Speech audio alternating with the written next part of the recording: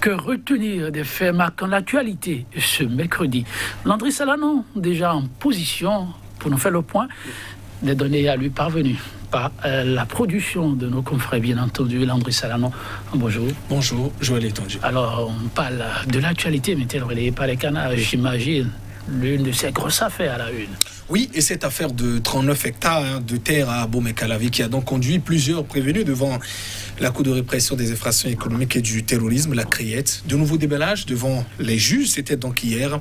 Les canards reviennent dans leur grande majorité sur le film de cette audience avec l'ancien ministre de la décentralisation, Barnabé Dassigli, qui a donc, en tout cas, qui serait donc tombé en syncope. Alors, c'était donc évanoui, disons à la barre, c'était hier. Des accusations sur des accusations, les journaux en parlent d'ailleurs. Et puis, deuxième sujet, c'est que ce jour même, Patrice Talon installe donc la Sénat, nouvelle mandature. Ils sont désormais ses membres, en tout cas après la révision du code électoral. Il prête donc serment devant le chef de l'État ce jour. Et puis, cette annonce de Patrice Talon, le chef d'État, qui revient toujours également dans les journaux. Pourquoi avoir annoncé de sitôt, en tout cas en début de mandat, qu'il partira à la fin? Est-ce qu'on peut craindre peut-être, j'allais d'une certaine désorganisation aussi du gouvernement? Autant de questions aussi que se posent aujourd'hui les confrères dans les différents canards. Un menu alléchant, le moins qu'on puisse dire, chez Téléspectateurs. On va aller au fond avec Landry Salanon. Toujours, Landry, on démarre avec le quotidien. Nous démarrons avec le matinal qui nous dit suite de l'affaire 39 hectares à Abomey-Calavi. Dassigli, enfin, s'exclame donc le quotidien. Le film de la deuxième audience à la CRIET figure dans les colonnes du journal. L'ancien préfet s'est donc évanoui, nous dit le journal. Epiphane Kenom et puis Véronique Bron-Hachemé sont aussi attendus à la barre prochainement. L'Audace Info qui parle de la même affaire pense que l'ancien ministre Dassigli est donc dans un théâtre inouï à la CRIET, à la Cour de répression des infractions économiques et du terrorisme. Et puis, Vif d'Afrique, qui s'intéresse toujours à la même affaire, cette affaire de 39 hectares à Abomey-Calavi. De nouvelles personnes sont donc citées. Barnabé Dassigli a été donc évacué après un malaise. C'était donc ce mercredi à la barre devant les juges. Le palmarès, toujours la même actualité qui parle, disons, d'une toile d'araignée, parlant de ce dossier de 39 hectares. L'ancien ministre Dassigli cite son prédécesseur Véronique Bron-Hachemé et le préfet Jean-Claude Kodia lui cite son prédécesseur Epiphane Kenom. La prochaine audience, selon le journal, est donc prévue pour le 27 juillet prochain. Et le meilleur qui nous dit simplement, ou j'allais dire qui détaille comment les conseillers communaux se sont donc partagés les parcelles, c'est-à-dire les 39 hectares. Le préfet Kodia a dit sa part de vérité. Dassigli s'est donc évanoui en pleine déposition. Bana plaide toujours non coupable. Le prochain procès, la prochaine audience, est donc prévue pour le 27 juillet, précise par ailleurs le meilleur. Et tout cela fait dire au quotidien de service public La Nation que la justice n'est donc pas morte au Bénin. Ce sont des déclarations de Victor Adossou, qui est donc le président de la Cour suprême. La dépêche nous amène à changer de sujet et parle, disons, de cette demande de mise en liberté provisoire déposée par les avocats de Ricky Amadougou. La CRIET est donc à l'épreuve, nous dit le journal, avec cette image de l'ancienne ministre de Boniaï et puis celle du procureur spécial Mario Metonou en sa manchette.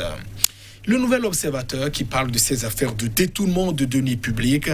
Le mal persiste malgré l'instauration de la CRIET, nous dit le journal, avec ces images d'un homme, en tout cas, dont le visage est flouté avec assez de liasses de billets, des coupes de 10 000 francs CFA en main. L'autre quotidien nous parle de cette prestation de serment des nouveaux membres de la Commission électorale nationale autonome. C'est une nouvelle ère qui s'ouvre à la Sénat, ce jour même, nous dit le journal. Et à Fraternité de Rancherie, parlant de la même actualité, de dire qu'il y a de nouveaux défis sur le chantier de la transparence qui attend donc les nouveaux membres de la Sénat. Le quotidien rappelle qu'ils seront donc installés ce jour par le chef de l'État, Patrice Talon. Matin Libre revient sur une portion de la déclaration du chef de l'État Patrice Talon. C'était samedi dernier ici même à Cotonou. Ne pas se prendre pour Dieu tout-puissant, disait le chef de l'État pour le journal. Patrice Talon, ce sont des exemples du contraire, nous dit le quotidien. Et ces affaires de stationnement, j'allais dire anarchique, des minibus au niveau du marché de Dantopa, le désordre a repris dans le plus grand marché du Bénin, nous dit donc le quotidien.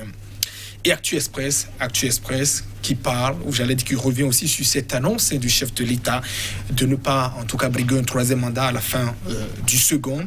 Doit-on craindre pour la cohésion de l'action gouvernementale, s'interroge le journal. On tend vers des guerres de tranchées, une indispensable adhésion populaire pour accompagner les réformes économiques et sociales, s'exclame donc le quotidien Actu Express. Et puis la priorité qui parle de cette délibération du baccalauréat ce jour même. Les candidats sont donc entre joie et angoisse. Le directeur de l'office du baccalauréat a donc annoncé que les candidats peuvent consulter les résultats sur la plateforme à partir entre 19h. En tout cas, à partir de 19h ce jour. Et on boucle avec l'économiste qui parle donc de financement et puis du commerce par la facturage en Afrique, la BCEAO, Afrique Bank et puis FCI forment des institutions financières. Et puis revue des PTA au ministère de l'Industrie, les acteurs font le bilan à mi-parcours et s'engagent pour de nouveaux défis. Merci à vous, Landry Salanon. Oui, que deux sujets. Nous allons commencer par cette déclaration du chef de l'État qui continue manifestement de focaliser l'attention à Actu Express. Oui, Actu Express qui nous parle de cette ouverture précoce, c'est la conclusion du journal. Ouverture précoce de la succession de Patrice Talon.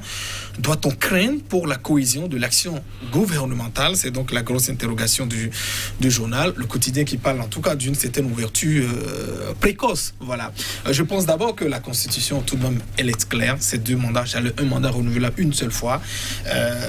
On peut se dire peut-être au mandat, en tout cas dans la tête de tous les Béninois, en l'état actuel de la Constitution, il faut toujours le rappeler, elle n'est pas encore révisée, en tout cas pour le mandat, même si révisé, le mandat n'a donc pas changé, c'est un mandat de 5 ans renouvelable une seule fois. Donc, on sait en tout cas que si ça reste là jusqu'à la fin, Patrice Talon donc devra donc partir. Alors cependant, on peut toujours se dire qu'il est au début de ce second mandat. Est-ce que pour le chef de l'État, Patrice Talon, annoncé, en tout cas fait savoir au début que je partirais, ça pourrait donc pas ouvrir, j'allais dire, est-ce que le quotidien même appelle déjà des guerres de tranchées.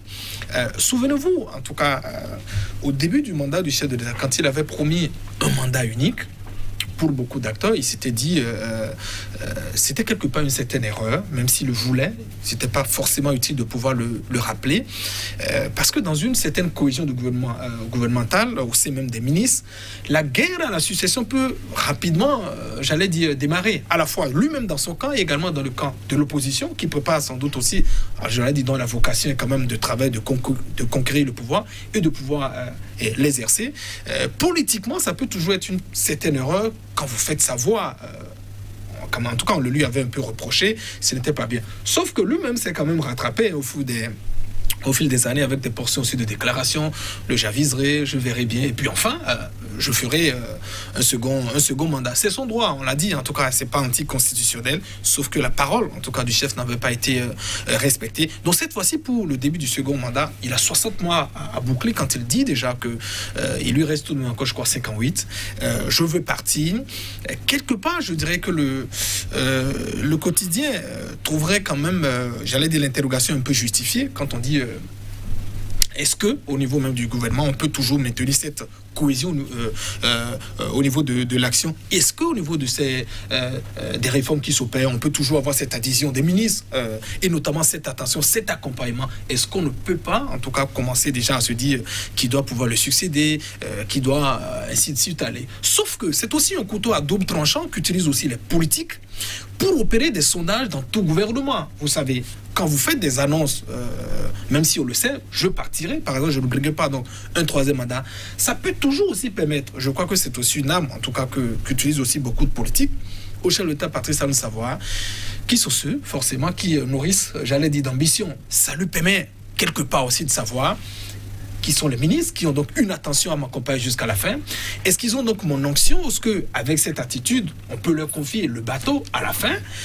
Également, lui permettre de savoir, je peux aussi faire le tri, qui sont ceux qui sont avec moi, ou bien telle ou telle personne ne peut donc pas l'avoir. Donc, de la même manière, on peut peut-être penser à une certaine précocité dans cette annonce, c'est que ça peut également servir le chef de l'État dans les tri qu'il fera. Et j'imagine, en tout cas, je ne veux peut-être pas parier, mais j'ai une certaine conviction que, l'ayant observé, en tout cas depuis 2007, dans son fonctionnement, c'est aussi une certaine arme, une certaine stratégie que l'on trouve pour pouvoir le faire. Alors, mais au fond, est-ce qu'on peut se dire que Parlant donc de cette empreinte qu'il a eue au niveau de...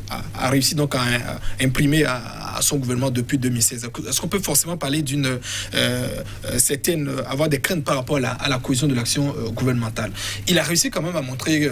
vous n'avez peut-être pas de résultats, j'ai pas votre confiance. Du jour au lendemain, vous pouvez partir. Et c'est pas vous êtes empêtré dans des affaires. On vous envoie calmement à la criette pour aller donc répondre. Parce que même au sein du gouvernement, et ça c'est la lecture personnelle que je fais, on a quand même une certaine frilosité de la plupart de ces ministres, à la fois dans le manque d'action, d'initiative pour davantage se faire affirmer sur le terrain. Ça n'est pas le cas par rapport au gouvernement de Bouni où vous voyez, au-delà même du patron qui était régulièrement sur le terrain, c'était les ateliers, j'allais dire les actions des ministres aussi sur le terrain, chacun pour entretenir donc son fief. Ça n'est pas ce que l'on observe. Même si on peut, j'allais dire, à l'actif de certains ministres qui ont quand même certains fiefs à pouvoir entretenir, on ne les voit pas fréquemment, alors en tout cas à les descendre. Et affirmer ce leadership qu'on voyait, j'allais dire, sous le régime précédent, quitte parfois même à concurrencer le chef. J'ai bien l'impression que le rythme, en tout cas, a été donc imprimé et ça n'est pas ça. Donc, même avec, j'allais dire, ces indices qui sont donnés depuis le début, j'ai pas de crainte, j'allais dire finalement, qu'on ait en tout cas une certaine désorganisation, même si des ministres nourrissent donc des ambitions peut-être pour s'affranchir, j'ai bien l'impression par rapport à ce tempo qui est donc imprimé, sans forcément recevoir l'aval du chef, il le serait difficile en tout cas de s'affirmer sur le terrain. Merci à vous, Landry Salanon. On y reviendra sans doute. Merci à vous, chers téléspectateurs. À demain.